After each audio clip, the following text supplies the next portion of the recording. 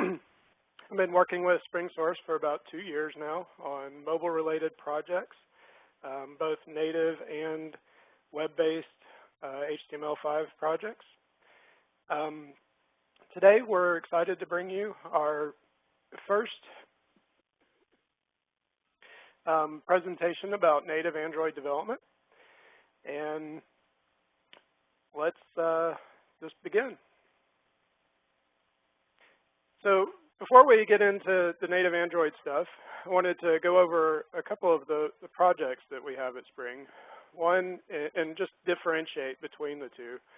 First of all, Spring for Android is designed to provide a native extension to Android based on Spring technologies.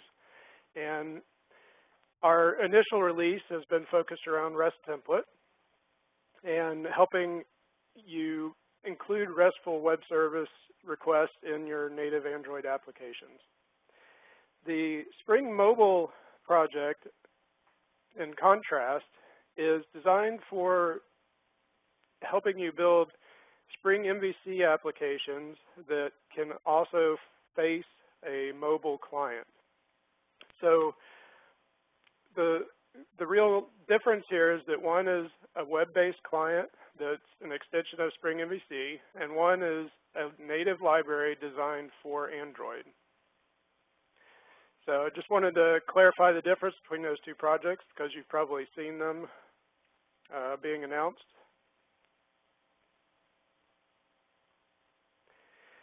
So here's the agenda for today. We're going to do an Android overview and do a little bit of background and architecture overview of Android. Since this is the first Android presentation that SpringSource has provided, that we wanted to make sure we covered some of the background information of Android.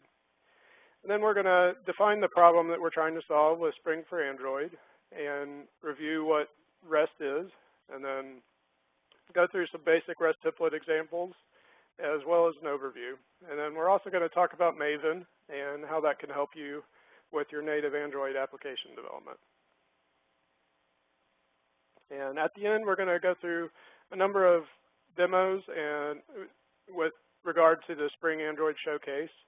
And then we'll have some time for questions and answers. So first of all, let's talk about Android adoption. Recently at the Mobile World Congress, Google announced several figures around the adoption of Android. First of all, the year-on-year growth rate is more than 250%. And I personally find that astonishing. I mean, they're really spreading to all across the world, and Android devices are becoming ubiquitous. Most carriers have them, if not all of them. The most astounding number to me is that 850,000 new Android devices are activated each day. This is really impressive when you think about it. In comparison, Android has actually got a faster adoption rate right now over iOS, although you could probably, depending on when you look at those numbers, you could see that maybe they're leapfrogging each other a bit, just depending on when they make announcements. Currently, there are over 300 million devices around the world. And what that means for you as an application developer is that there's plenty of audience there for your apps. As of right now, there's over 450,000 apps available. And just to speak about Google Play, if you haven't seen the announcement recently, Google has rebranded the Android market as Google Play. And basically what they've done is brought the books and music and App Store all together and under this one umbrella called Google Play, so that you have all of that content available in one section. And to go with that, they released these nice new icons. So if you have Android apps, then you need to update your websites and marketing material with these. And as of right now, there are over 1 billion app downloads per month. And again, this is a staggering number. It's a huge number of downloads. And it just really, again, speaks to the breadth of the audience that you have available to you as a native Android developer. So we can't speak about Android without speaking about the Android fragmentation issue. And this is pie chart on this slide is the latest update from the Google developer website. And as you can see, Android 2.3.3, which is Gingerbread, has got over 62% right now.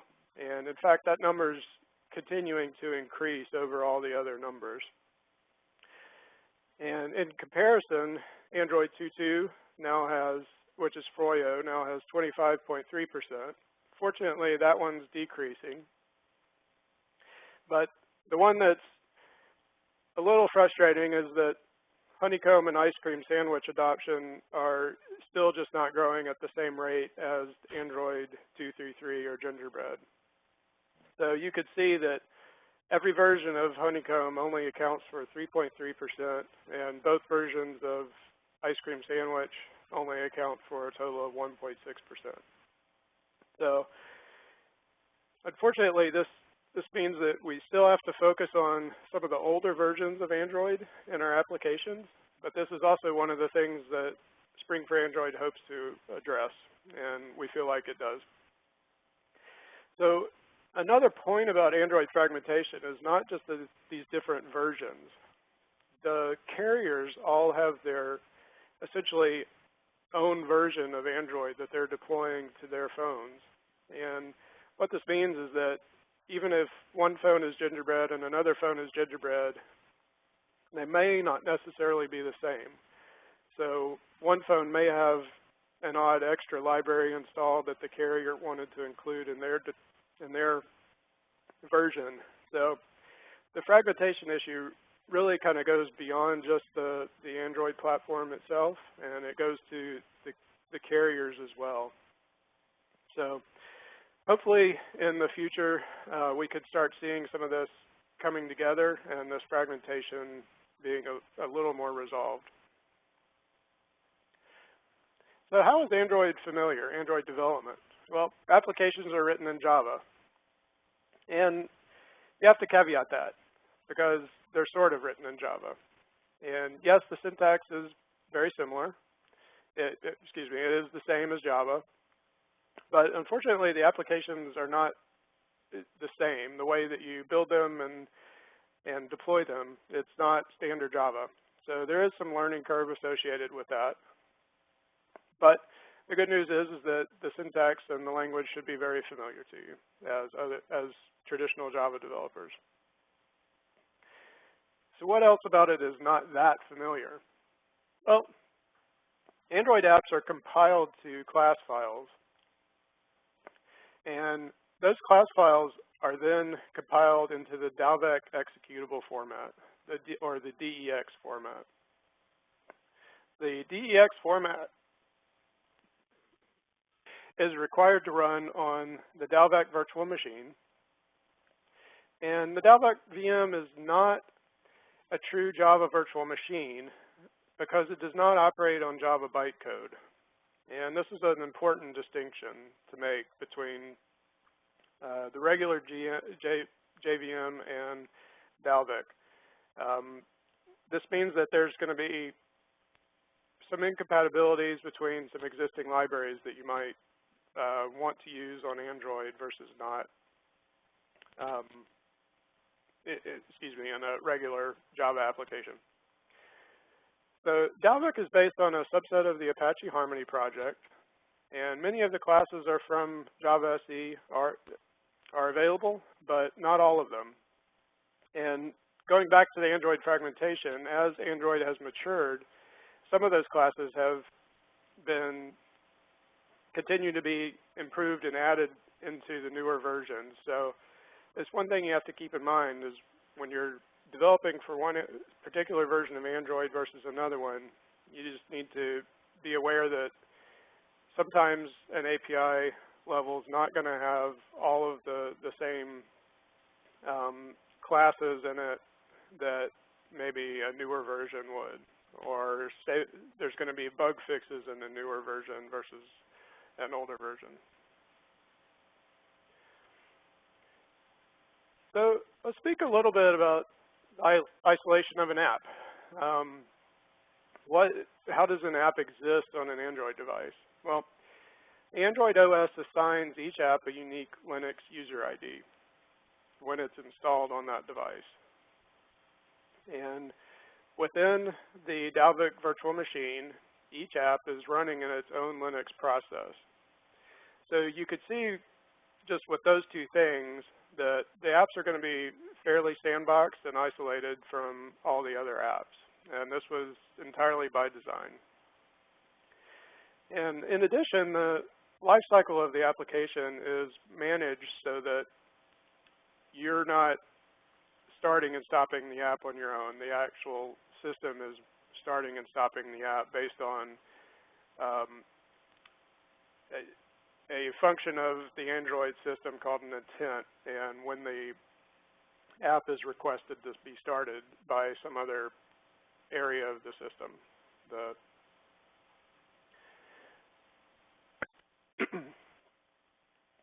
So let's go over some of the components of an Android app. These are the four main components, and all Android apps are going to have one or more of these components included in them.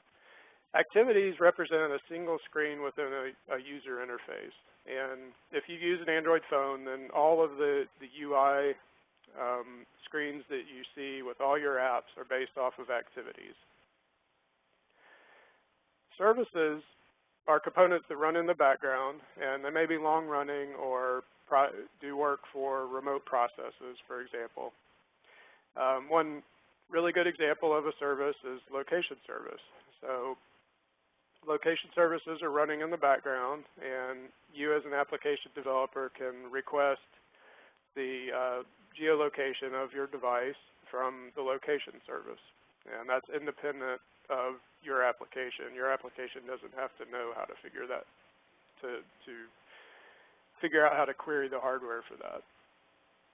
So content provider manages a shared set of application data, and this may be a SQLite database or some other form of data store.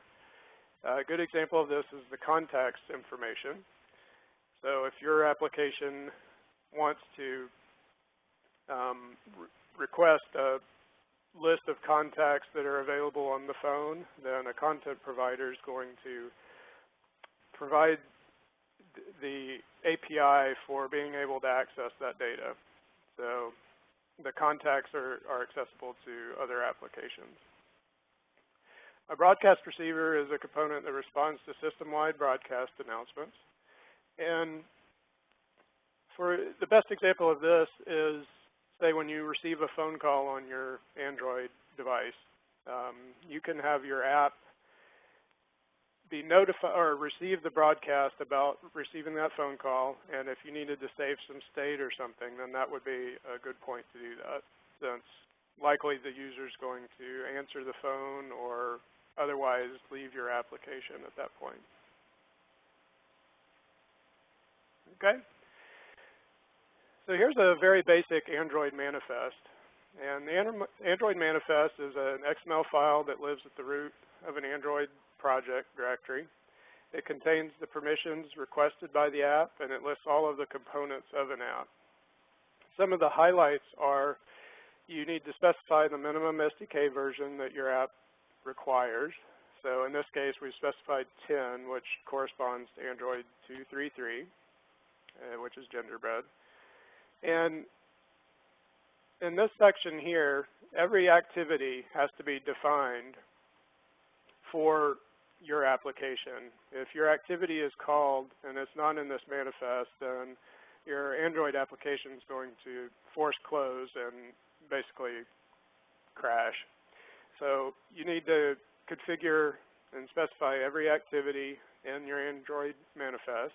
And in this case, we've got an activity named Hello Android Activity. And down here, we've also defined an intent filter.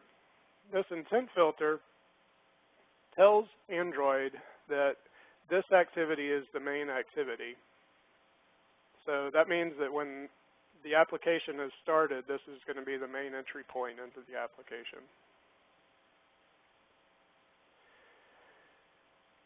So here's the simple activity that we had defined in the Android manifest. You could see that hello Android activity extends activity, which is Android activity. And then there's one method that's overridden from activity, and that's called onCreate. And within onCreate, you could set your content view. And setting content view is how you would define the UI for this activity. UIs are defined in layout files. And so in this case, we've got a layout file called main. And layout files are XML files that live in a resource directory within the Android application. Alternatively, you can build your UI programmatically. Obviously, that's going to be a little more tedious than just simply using the layout file, but that is one option as well. So I'd like to switch over to STS, and I'm going to illustrate how to run that sample Hello World application. So this is the Hello Android. All I did was create a new Android project, and I haven't done anything else. This is what you get when you create a new Android project using the Android Developer Tools plugin for Eclipse. You can see that we've got our activity here. That's exactly like what I had in the slide. We've got our Android manifest, which again is the same thing that was in the slide. And then here's our main XML layout. And layouts all are define this configuration about how to place and order the different widgets on the screen. In this case, we're using a linear layout, and linear layout just simply places the widgets from the top of the screen in order to the bottom of the screen. In this case, we only have one widget, which is a text view, and it's just displaying a string variable called hello. And strings are also, you can also define those as resources. And in this case, we've got a strings XML file, and right here, string name hello. So that's how all of these things get tied together. So let's run the sample application.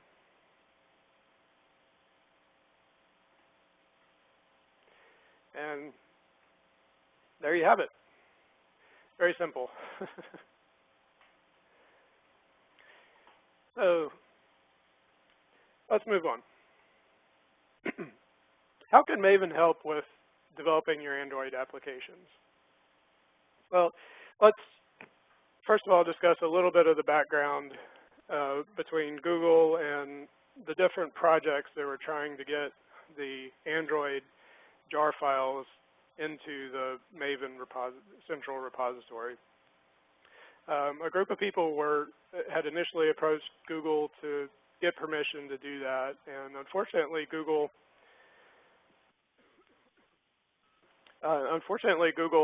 did not allow them to post the real Android jars into Maven Central.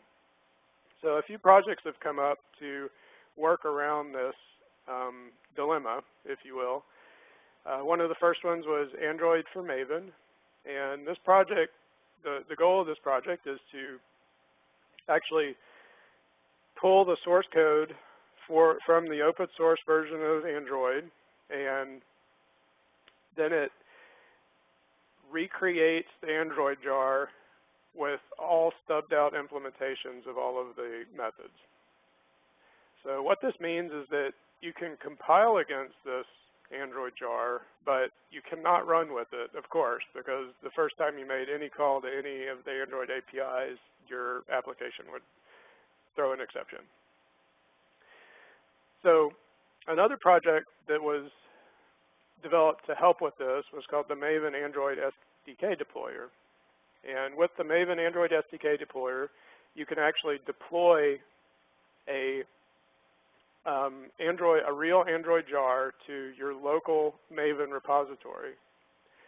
So this is actually the only route you have if you want your application to use the Google Maps, because Google Maps is still proprietary, and Google has not open sourced that code, so it's not available in Maven.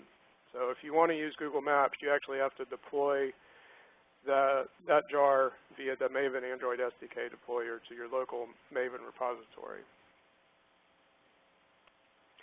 So now that we do have stubbed out versions of Android jar in Maven, another project has come along to help integrate Maven with Android development, and that's the Android Maven plugin. This is becoming a very mature project, and I've become a really big fan of this. I highly recommend looking into the Android Maven plugin, and we'll take a look at how it can help you in the next slide. So here's Android Maven plugin configuration. First of all, if you're familiar with Maven in traditional Java web apps, then you know the packaging would have been a WAR file. So if you're using the Android Maven plugin, then you need to change it to an APK file, so that obviously you want to build an APK for an Android device, not a WAR file. And the Android Maven plugin understands that packaging type. So here's the very basic boilerplate configuration for the Android Maven plugin. The thing to highlight here is the SDK. So if you want to target a specific version of Android, this is where you would configure that in the Android Maven plugin. If we look at Maven Central, you could see that the following versions of stubbed out versions of Android are available in Maven Central. And one of the things that you'll note is that there are no honeycomb versions. So you may or may not be aware, but none of the honeycomb versions have been open sourced, and so none of those stubbed out jars are going to be available in Maven. Fortunately, Ice Cream Sandwich is available as open source, and obviously there is a version of Ice Cream Sandwich available to compile against in Android, or excuse me, in Maven. So let's go back to the slides.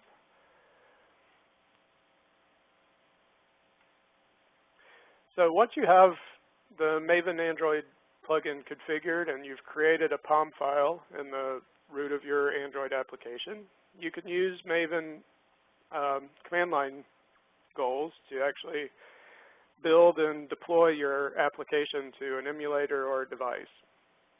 So you're probably familiar with a traditional Maven clean install, and the same thing applies to an Android application. You can also start the emulator via the Android plugin.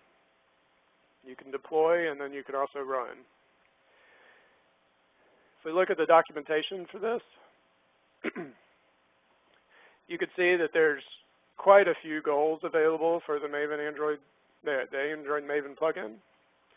And I do recommend that looking at this documentation, because they really have done a great job exposing a lot of features in this plugin. So moving on, let's take a quick look at this in action. So here's the Spring Android samples repository. You can see the samples. It's located in GitHub at spring source/spring Android samples. And if you clone the repository, we can go into one of the sample projects, which is the Spring Android newsreader. And then from here, you can run a Maven clean install.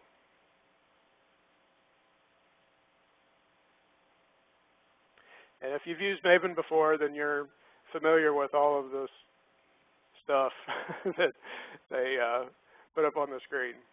But it's all pretty interesting. You can see that one of the plugins is running Dex, and it's pulling in the dependencies. And this is really what Maven could give you, is the dependency management. And we can do an Android deploy.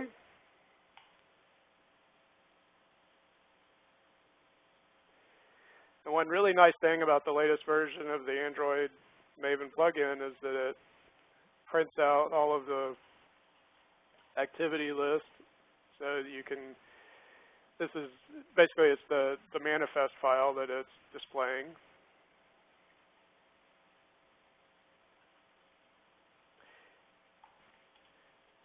Now we could do an Maven Android run, and if you see, our emulator is not on the application right now,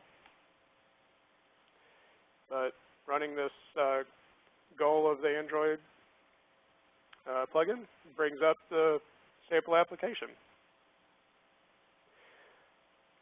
So the Android Maven plugin, I believe, is very powerful, and in conjunction with the Spring for Android project, we find it to be extremely useful. You're not required to use Maven. Certainly you could pull in the Spring for Android jars into your project, like a traditional normal Android project, but it certainly can be beneficial to have the dependency management available for you. So let's take a look real quick at the POM file for this newsreader sample application. You can see that the Android platform, these are all the properties specified. If you're not familiar with Maven, essentially these are variables with values associated with them. It's nice to group these at the top of the POM file so you can easily see what all versions of dependencies that you're using. So first off, you can see that we're using the Google Android dependency. And the thing to note here is that the scope is provided. So what this means is that the Google Android jar file, remember that stubbed out, is not going to be compiled into your Android application. So it's included as provided so that you can compile against it, but it's not going to actually be included. And this is why we really feel like this project is useful with Spring for Android, is because the Spring for Android jar is available in Spring Source's repository at the moment. When it's released, it will actually be available in Maven Central as well. But you can see it's easy to configure a dependency for that. And then we're also using the Android Roam feed reader, which is another dependency. You can see that one right there. And if you scroll down, you can see that there's the exact same Android Maven configuration that we showed in the slide a few minutes ago. That's Maven from the command line, essentially. But there's also some really good support for Maven in Eclipse, and that's the Android configurator for M2E. And this is a really nice tool that's a plugin for Eclipse. And what it does is it integrates the M2 Eclipse plugin, the Android Developer Tools, which is the ADT plugin for Eclipse, and the Android Maven plugin. It brings all those three things together, and it allows you to build your application inside of Eclipse and still have the Maven dependency management. It's very powerful, and as you can see, I'm in Spring Source Tool Suite now, which is based on Eclipse, and we've got a POM file, and we have Maven dependencies here. And this is all provided to you, the integration by the M2E Android configurator. Lastly, there's another project that's called the Maven Android Archetypes, and this is designed to help you bootstrap very quickly an Android project using Maven, and to go from no project to up and running very quickly. And those archetypes are available at the GitHub URL, and I definitely recommend looking at those too. So let's change gears and talk about Spring for Android. We've covered some of the basics of Android and how Maven can help you build some native applications. So let's talk about Spring for Android and what we're trying to achieve with that. So what problem are we trying to solve? So some of the concerns are REST has become a popular choice for architecting both public and private web services, and the Android runtime provides HTTP clients capable of making HTTP connections and requests, but it does not have a fully featured REST client. So what this means is that with the HTTP clients, there's certainly ways to achieve what we're doing with REST template, but it's either going to be specific to one web service that you're doing, or you're going to have to change that method for each different web service that you want to do. So we're really trying to make an abstraction with REST template that is a reusable pattern that you can use on every web service and marshaling with different data types, and we really feel like REST template helps you achieve that.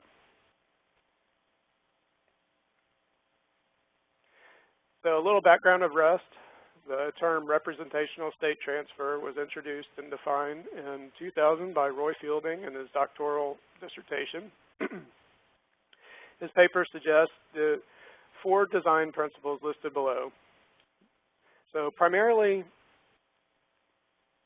we need to consider that you need to do CRUD operations based on the HTTP methods explicitly, called the post, get, put, and delete methods. Your HTTP requests, REST requests should be stateless, which means you shouldn't be managing state in an application so that that makes it the REST request dependent on that state. And URIs should be very friendly. And then in addition, you should be transferring XML or JSON across these web requests and marshaling those into objects. So let's go over a basic REST template example. And this is a Google search example. We create a new REST template object, and then we specify a URL to the Google API's AJAX URL. And you can see here this highlighted red. That is the parameter value. That's how our notation works for REST template. You put these curly braces around your parameter in the query string, and then when you make a call via REST template, you can pass that parameter, and in this case it's Spring source, and that gets passed to that query parameter. So this get for object method is going to marshal a string from the result and returns that to the string. So in addition, REST template does support multiple parameters being passed in the request, and in this case 42 is going to be inserted into this hotel value, and 21 is going to be inserted into the booking value. So let's take a look at an example.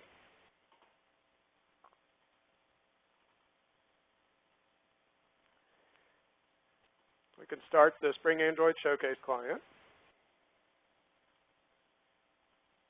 We do a HTTP GET and a Google search.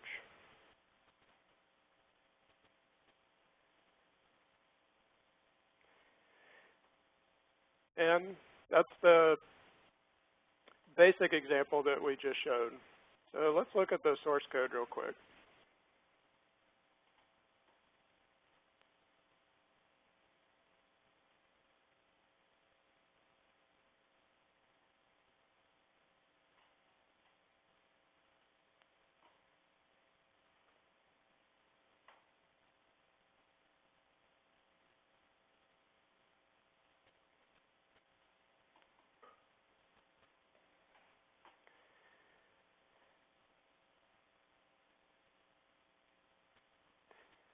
So in this case,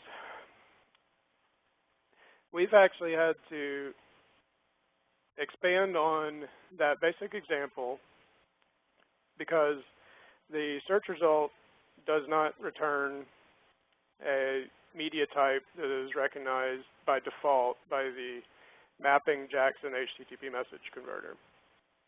So what we're having to do is set a supported media type so that we know that this message converter knows that when it returns, the request returns a MIME type of text JavaScript, that it knows to convert that from JSON into a Java object. So you can see here, we're passing VMware into the query string. We're doing a get for object. And in this case, instead of returning and marshalling to a string, we're actually marshalling to a Java object using the mapping Jackson message converter.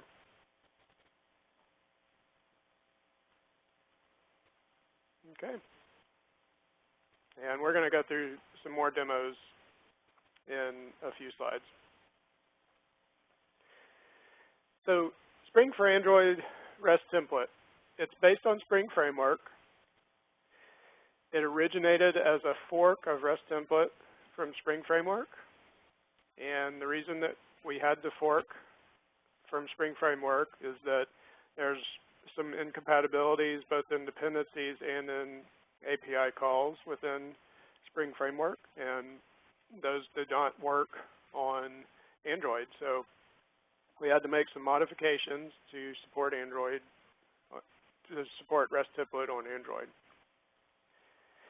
The REST template class is the heart of the library. As you've seen in those couple of examples already, everything that your RESTful requests are being made through the REST template object. There are 6 main entry points, and they correspond to the HTTP methods that we reviewed on the REST information. You've got delete, get, head, options, post, and put.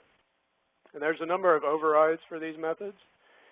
And you could just review those and find one that meets the need of your current request that you're trying to make. Now, ultimately, all of these methods are going to drill down to either exchange or execute. So exchange and execute also are just the most flexible of these methods. And you saw that in that last example that we were actually using a exchange to set the HTTP headers in the request, since we had to adjust the message converter for that. Okay? So let's just discuss the HTTP clients that we're using within REST template. So Android's got 2 native HTTP clients. One is the standard J2SE facilities, and the other is the HTTP components HTTP client.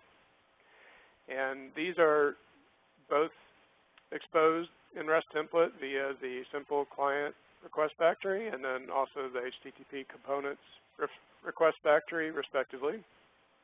And in addition, we still support the Commons client, although the Commons HTTP client is not native to Android, and you would have to include that as a separate dependency.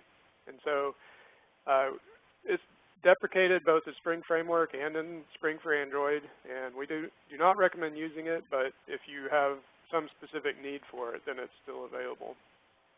So one thing to note about these 2 different HTTP clients, Google has recommended that in Gingerbread and newer that you use the standard J2SE facilities, and we have exposed that, well, not exposed it, but designed REST template to also acknowledge that. So when you create a new REST template object, it's going to check which version of Android you're on, and if you're on Gingerbread or newer, then it's going to utilize the simple client request factory. And if you're on a version older than Gingerbread, then it's going to use the HTTP components. Okay.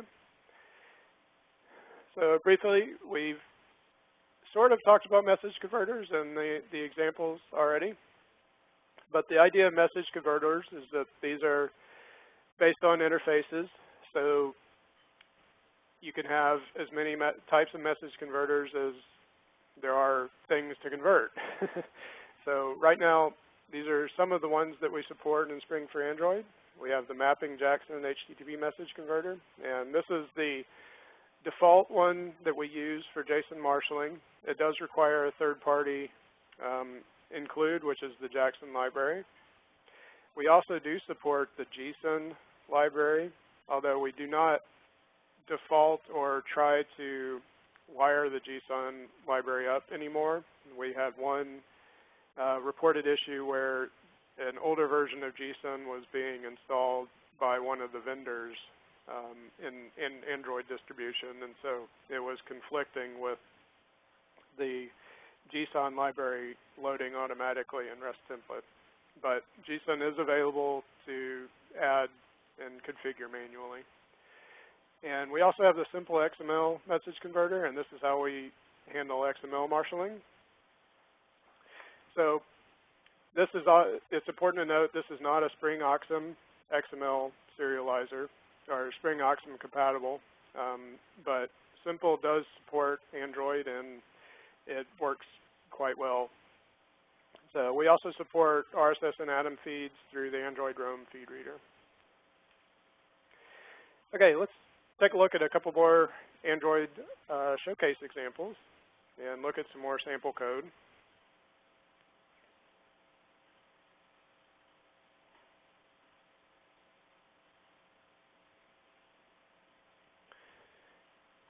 So one of the important things about reducing your bandwidth usage in a mobile device is to gzip the content. And we've got a couple of examples here. And this compressed string is going to make a request to Twitter. It's going to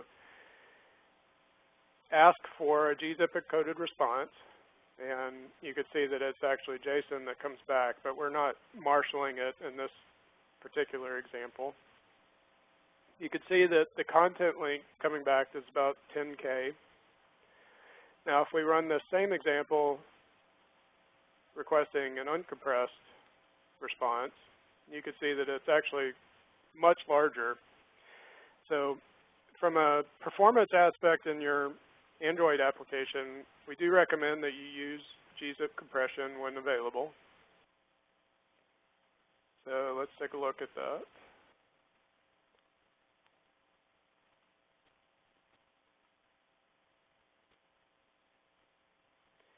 And here's how you can set the accept encoding header for a gzip request to make REST template ask for gzip response.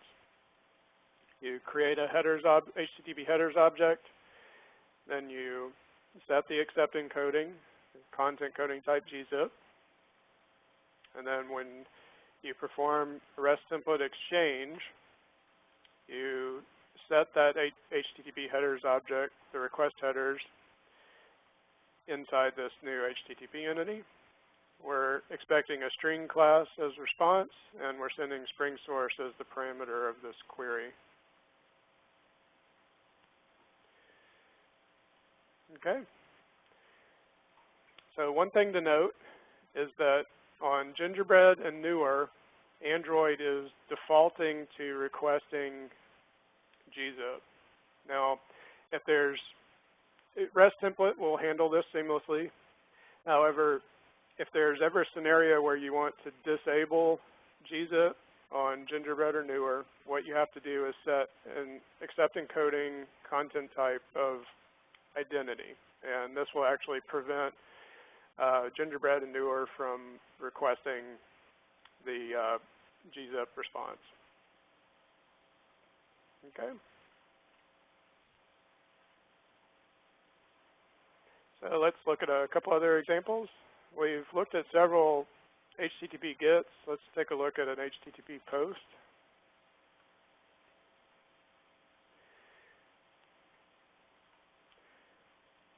So we can send a message, and I've got a simple Spring MVC server running in Tomcat, and you can see that the home controller received the message. And let's take a look at that code as well.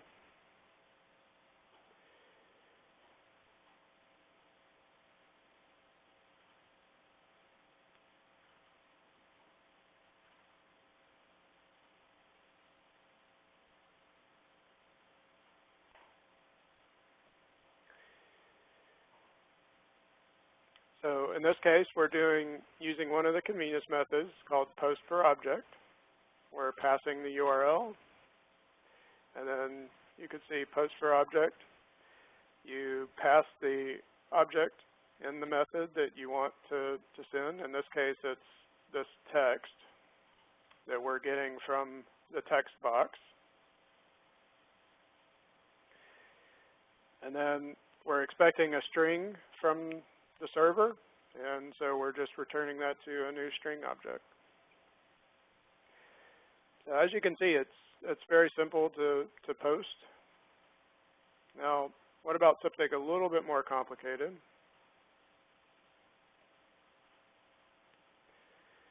Look at a JSON or XML. Say you want to send some sort of message.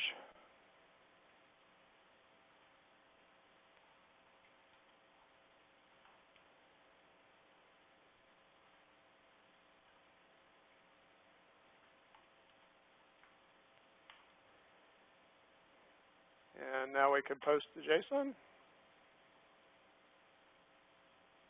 And you see the response come back from the server. And right here, you could see our little server received the ID, subject, and text.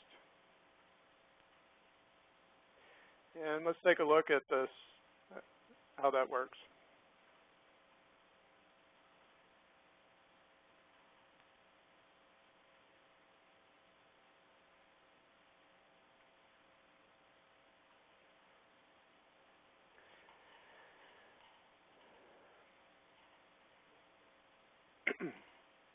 So in this case, right here, we're retrieving all of the information from the text fields.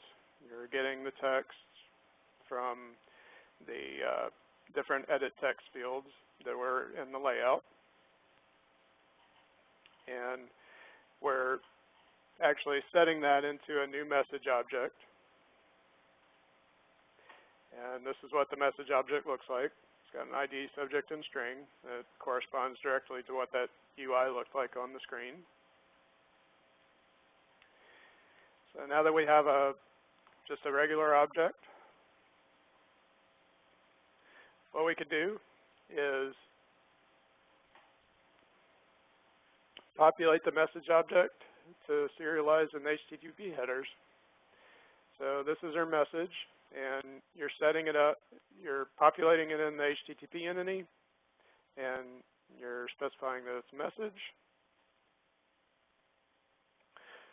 And then you create a new REST template object, and then we're using the exchange method again for this. And you can see it's an HTTP post, and we're expecting a string in response. So in this case, we're using the Jackson JSON parser to marshal the request from a Java object into JSON, and then REST template is sending that request to the server, and it's coming back as a string from the server. And the response and the request are independent, so you could have JSON or XML or whatever come back from the server, and same thing with the request. You could send and receive different things. There's no dependency on what you send and receive. Okay.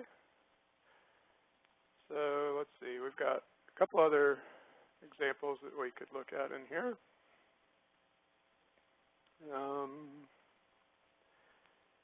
Let's see. If you want to send a parameter, I think we actually already covered that. One of the things that you can do is set a request timeout. And in this particular example, we're sending a value to the server to tell it to delay a certain number of seconds. So we could say delay 2 seconds and request timeout 3 seconds on our REST template request.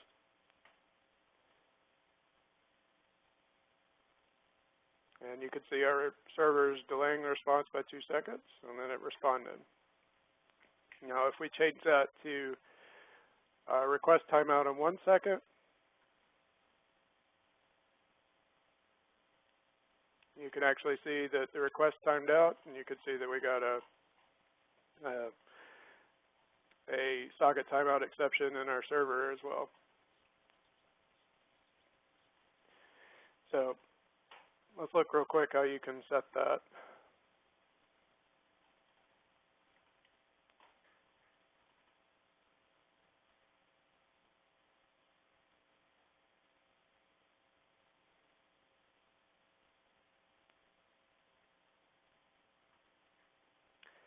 So the request factory has a set read timeout method, and you can simply pass that a value, and that will cause REST template to time out after that certain amount of time. So let's go back over to the slides and see that we've got a few minutes left. So let's go ahead and answer some questions and see what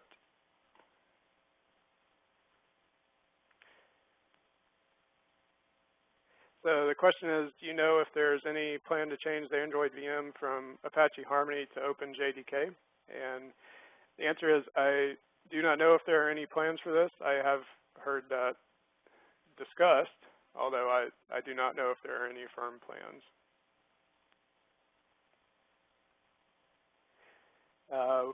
Another question is, being a software developer, I have been interested in learning mobile application development. What would you suggest to learn about mobile application development?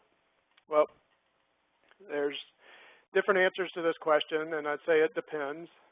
From a native application development standpoint, Android and iOS are both extremely popular right now, and most businesses or organizations tend to want to have an Android or iOS application, native application.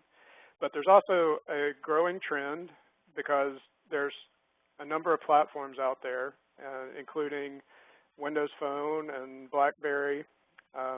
You want to be able to reach as many customers as possible. So HTML5 and mobile web have really been growing in their sort of interest in the community.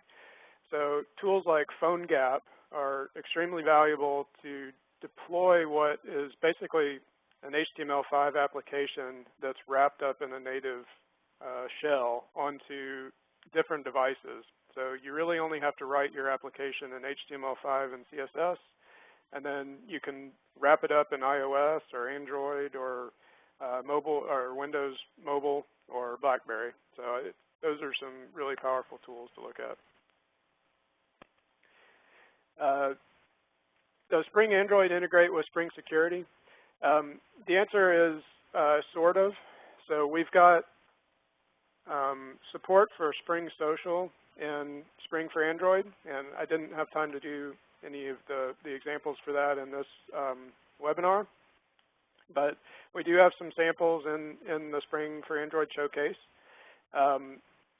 What we're using Spring Security with in Spring Social is for encrypting the data in the SQLite database. So that's, as for right now, that's the extent of what we're using Spring Security for.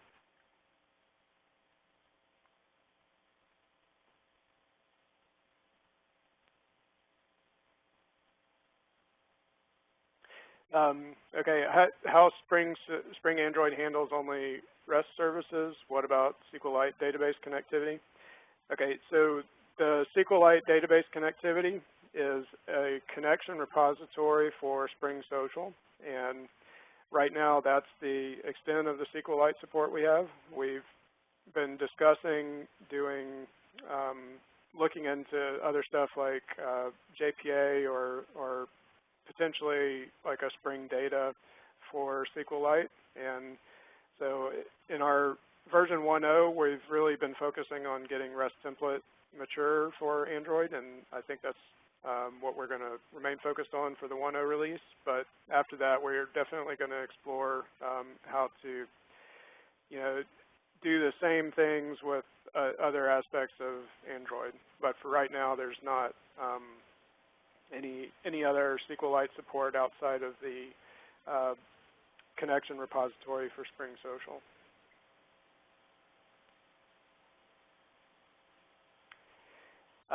The question is, I'm very interested to try the demos. The Spring MVC demo is also available as part of the demos.